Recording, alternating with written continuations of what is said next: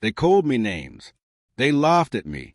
They pointed fingers and whispered when I walked by, all because I didn't look the way they thought I should.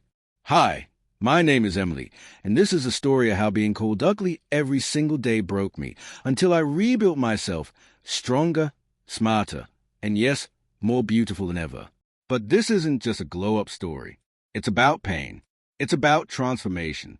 And most of all, it's about finding your own worth when the world says you have none.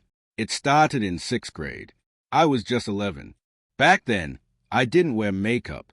I had acne, glasses that didn't fit my face, and braces that made me talk funny. I was awkward. I was quiet. I wasn't pretty. And to them, that meant I didn't matter. The first time I heard it was in math class. "Hey, Emily," a boy whispered behind me. "Ever thought of wearing a bag over your head?" The whole row laughed. That moment stuck in my mind like a scar. From that day on, the bullying only got worse. They'd trip me in the hallways, call me ugly duckling, freak, even Quasimodo. Girls would post pictures of me on Snapchat with dog filters and captions like, "Who let that out?" No teacher ever stopped them. No friend ever stood up for me. I ate lunch in the bathroom. I started hating my reflection. And worst of all, I started believing them. By 8th grade, I barely spoke. My grades dropped. I cried almost every night, alone, in silence, because I didn't want my parents to worry. But one day, something snapped. I was brushing my hair, staring at my acne-covered face in the mirror, when I whispered out loud, "Is this all I'll ever be?" That question haunted me, but it also lit a fire. I didn't want to be invisible anymore. I didn't want to be ugly. I wanted to fight back, not with fists, but with a transformation. For me, the first thing I changed wasn't my face. It was my mindset. I started reading self-help books, journaling, watching confidence-boosting videos. I followed body positivity accounts that showed girls who looked like me owning it. Every morning, I wrote in my journal, "I'm worthy. I'm enough. I'm becoming who I'm meant to be." At first, it felt fake, but after 30 days, I started walking differently. Then came the physical transformation. I studied skincare like it was a science class. I tried dozens of routines until I found what worked. My acne started clearing.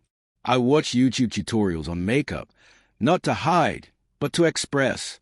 I learned how to contour, fill my brows, and use colors that flattered me. I traded in my baggy clothes for styles that made me feel confident. I started exercising, not to be skinny, but to feel strong. And over the course of 1 year, my reflection slowly changed. But more importantly, so did the way I saw myself. Freshman year of high school, new school, new start. When I walked into the building that first day, people stared. But this time, not with mockery, with curiosity. Some didn't recognize me. Even some of the girls who bullied me in middle school messaged me like nothing ever happened. One wrote, "You look so pretty now. We should hang out 2 hearts." I didn't respond, not out of hate, but because I finally understood. I never needed their approval. I wasn't beautiful because I wore makeup. I was beautiful because I had become the version of myself I believed in, even when no one else did. Today, I'm not perfect. I still have insecurities. I still have bad skin days. And sometimes, those voices from the past still echo in my head. But now I know how to fight them. And if you've ever been bullied for how you look, please hear me. You are not broken. You don't need to change for them. But if you want to evolve, let it be for you. Because beauty isn't about features. It's about confidence. It's about growth. And it's about loving the skin you're in, even while you're still becoming. Thank you for listening to my story. If you've ever felt like the ugly girl, you're not alone.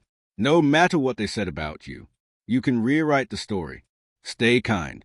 Stay strong. And always, always choose yourself first.